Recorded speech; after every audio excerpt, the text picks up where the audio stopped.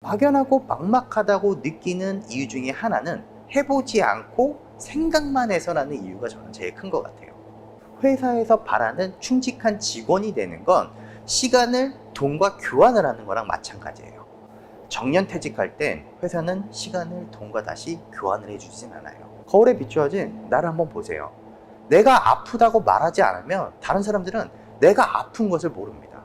누가 나보다 나에 대해 잘 알고 있을까요? 나보다 내 자신을 더 잘할 수는 없어요.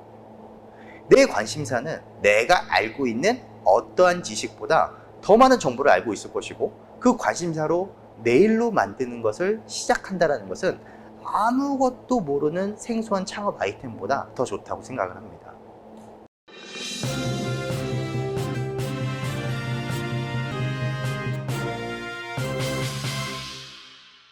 대부분의 사람들은 수입이 끊기거나 줄어들 때 어떤 행동을 많이 할까요? 설문조사에 따르면 대출을 많이 활용하고 개인연금을 해지한다든지 예적금, 퇴직금을 미리 땡겨 쓰거나 보유하고 있는 부동산이 있으면 부동산을 활용하는 방법을 가장 많이 하신다고 해요. 대부분의 경우에 은퇴를 맞이하시거나 또 퇴사를 하기 전에 심리적인 불안을 느끼는 게 일반적일 거예요. 마음의 준비뿐만 아니라 노후 자금도 미처 준비하지 못했다는 불안감이 커서겠죠. 내가 매달 받아왔던 월급이 끊기는 것은 고사하고 자녀가 아직 독립을 하지 못했거나 이곳저곳에 목돈이 들어갈 상황이 많다면 시간이 흘러갈수록 자금난이 올 수도 있겠죠. 이처럼 각 개인에게 놓여진 환경 변수가 같을 수는 없는 거잖아요.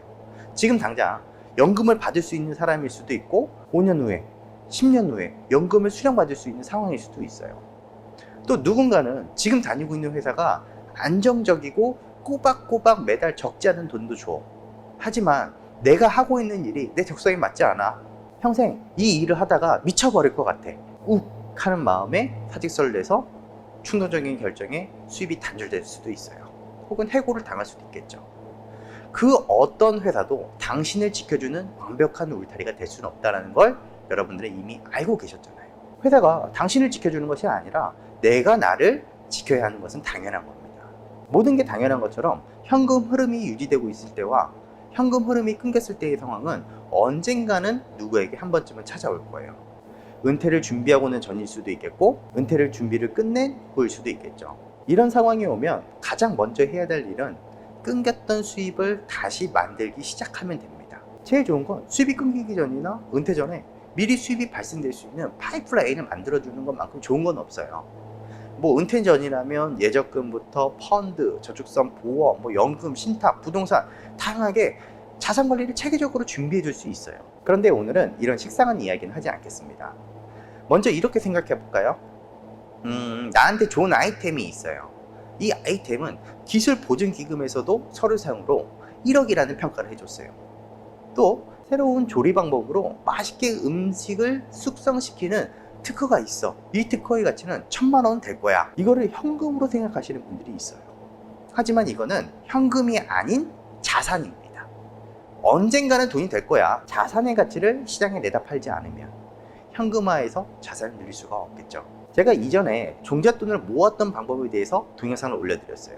저는 마술을 취미로 했고 그 마술을 영상으로 만들어서 공개를 했어요. 이 마술을 보고 해법이 궁금하면 이 해법이 들어있는 해법 CD를 사가세요. 저는 제 취미를 통해서 현금 흐름을 하나씩 하나씩 만들어내 왔습니다.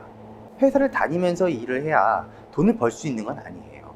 시작부터 뭔가 대단히 해야 한다고 생각하지는 마세요. 그냥 나의 관심사를 일로 가져온다면 어떻게 일로 변화를 시킬 수 있을까를 고민을 해보세요. 그리고 그거를 이루어내기 위해서 지금이나 내일이나 이번 주, 다음 주 나는 뭘 해야 될까? 막연하고 막막하다고 느끼는 이유 중에 하나는 해보지 않고 생각만 해서라는 이유가 저는 제일 큰 것 같아요. 회사를 그만두지 않은 상태에서도 내가 감당할 수 있는 선에서 시도를 해볼 수 있는 것들이 많습니다. 작게 시작해서 작은 성공을 쌓아가면 돼요. 이런 경험을 쌓은 뒤에 그것을 본업으로 만드는 사람들도 많습니다. 회사를 그만두지 않은 상태에서 회사 일은 회사 일대로 하되 나만의 일을 가꾸고 있는 것이야말로 훌륭한 보험이죠. 요즘에는 주 5일제로 토요일, 일요일 신나게 놀고 와도 회사는 꼬박꼬박 돈을 줘요. 이렇게 들어오는 급여는 새로운 도전을 하는 나에게 큰 힘이 될 겁니다. 도전을 안 하는 사람은 성공도 없고 실패도 없어요. 그런데 성공의 확률을 높이기 위해서는 계속해서 많은 일도 해봐야 되고 도전을 해봐야 돼요. 해보래서 해봤더니 뭐 남는 것도 없고 시간만 낭비했다라고 말할 수도 있어요. 실패했다라고 할 수도 있어요. 하지만 저는 그렇게 생각하지는 않습니다. 성공했을 때에 대한 보상에 대한 기회비용에 투자를 한 것이고 소중한 경험을 하셨잖아요. 오히려 내가 경험을 했던 그때의 시간은 다시 돌아오지도 않고 돈으로 주고 살 수도 없다는 겁니다. 누군가가 내가 작은 일을 시작할 때 야 미쳤냐? 바보냐? 회사냐? 잘 다녀 이렇게 이야기할 수도 있어요. 하지만 생각해보면 회사에서 바라는 충직한 직원이 되는 건 시간을 돈과 교환을 하는 거랑 마찬가지예요. 정년퇴직할 땐 회사는 시간을 돈과 다시 교환을 해주진 않아요. 거울에 비추어진 나를 한번 보세요. 내가 아프다고 말하지 않으면 다른 사람들은 내가 아픈 것을 모릅니다. 누가 나보다 나에 대해 잘 알고 있을까요? 나보다 내 자신을 더 잘할 수는 없어요. 내 관심사는 내가 알고 있는 어떠한 지식보다 더 많은 정보를 알고 있을 것이고 그 관심사로 내 일로 만드는 것을 시작한다는 것은 아무것도 모르는 생소한 창업 아이템보다 더 좋다고 생각을 합니다. 제일 큰 문제는 모아둔 돈은 있는데 신규로 유입되는 수입이 없다 보니까 줄어들고 있는 잔고만 보이니 불안하겠죠. 이때 많은 분들이 생각을 합니다. 뭐라도 해야겠다. 거금을 들여서 내가 잘 모르는 분야에 투자를 합니다. 몇 년 전에 제 지인이 호텔에 투자를 한다고 했어요. 그래서 지분을 사는 거겠죠. 뭐 한 달 동안 호텔방을 임대해주고 거기서 발생되는 수익을 가지고 수익 쉐어를 한다고 하니까 이 호텔방 한 개에 1억 4천 정도 하는데 월 100만 원 이상의 수익이 발생된다. 아무것도 하지 않으셔도 된다. 전문가들이 호텔 운영을 해준다고 해요. 그러니까 저도 투자하려면 하라고 하는 겁니다. 여러분 생각해 보세요. 호텔방이 50개예요. 각 한 개의 방에 50명한테 지분을 팔았어요. 인터넷에 호텔 운영만 검색해도요 수많은 대행 업체가 나오거든요. 대부분 이렇게 분양하는 곳들은 대부분 건설사 쪽이나 시공사 쪽이에요. 일단 지었으니 호텔을 운영해주는 업체한테 맡길 텐데 운영 대행비가 나가야겠죠. 또 고객들이 왔다 갔으며 정리정돈 하고 청결 유지를 해야겠죠. 빨래 해야겠죠. 빨래는 그냥 하나요? 전기 써서 세탁기 돌려야 되죠. 건조기 돌려야겠죠. 소독해야 되니 락스를 쓸 것이고 세제를 때려 박아야겠죠. 결국엔 다 돈. 이뿐만 아니라 인건비 들어가겠죠. 관리비 들어가겠죠. 홍보비 들어가겠죠. 이외에 쓰여지는 돈이 상상 이상으로 많습니다. 그런데 이 돈은 누구한테 나올까요? 호텔을 찾아오는 사람들의 지갑으로부터 나오거든요. 쉽게 말해서 호텔을 찾아오는 사람들의 지갑에서 나오는 돈에 운영 대행비, 관리비, 인건비, 홍보비, 기타 경비를 뺀 남은 금액에서 쉐어를 하겠죠. 하루에 50개 방 중에 손님이 몇 개를 이용했느냐, 이것도 중요하겠죠. 하루 숙박 요금이 30만 원이야. 근데 30일 중에 20명 정도의 손님을 받았어.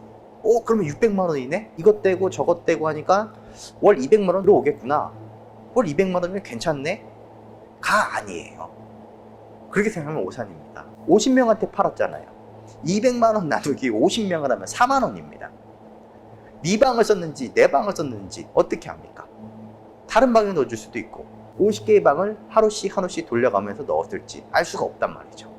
결국에는 뺄 거 빼고 n분의 1이다. 그러니까 n빵이다 라고 보시면 돼요. 또 물론 초기에는 오픈을 위한 마케팅 비용을 위해서 자금을 비축해두고 홍보를 했겠죠. 시간이 지나면서 손님은 안 오지, 운영 잔고는 계속 줄어들지. 그럼 망하는 거예요. 역시나 제가 그렇게 말렸음에도 불구하고 투자하셨던 분들은 인수자들이 여러 번 바뀌어서 지금도 피곤하다고 하시더라고요. 새로운 것을 도전하는 건 절대 나쁜 것은 아닙니다. 설령 실패를 해도 값진 경험을 했다면 비싼 교육을 받았다 이렇게 생각하면 되지만 내가 잘 모르는 분야에 무리해서 큰 돈은 투자하지 말라는 거예요. 차라리 작은 금액이라도 나누어서 리스크를 관리하는 것. 마지막으로 아무리 생각해봐도 나는 취미도 없어, 돈도 나올 데가 없어 보여, 아이템도 떠오르지는 않아, 답이 없다고 하시는 분들을 위해서 마지막으로 요 하나만 더 말씀드리고 끝을 내겠습니다. 마지막으로 말씀드릴 거는 네이버에 마이투자라고 한번 검색을 해보시기 바랍니다. 마이투자. 자, 그러면 이렇게 마이투자라는 사이트가 한 곳이 나오는데요. 이 마이투자라는 곳에 한번 들어가 볼게요. 접속을 했고요. 자, 우선 투자 받기로 한번 들어가 볼게요. 자, 투자 받기에 들어가면은 투자를 원하는 사람들이 나타납니다.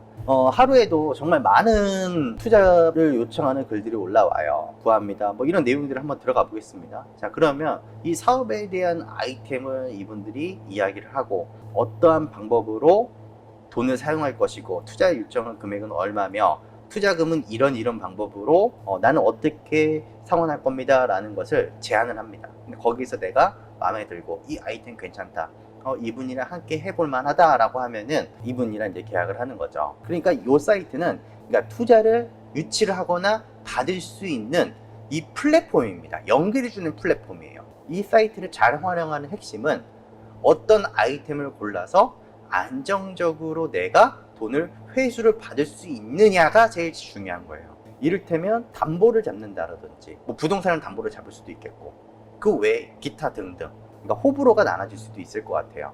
내가 투자를 했지만 개인 대 개인 간의 거래이기 때문에 투자 원금을 보존을 못 받으실 수가 있어요.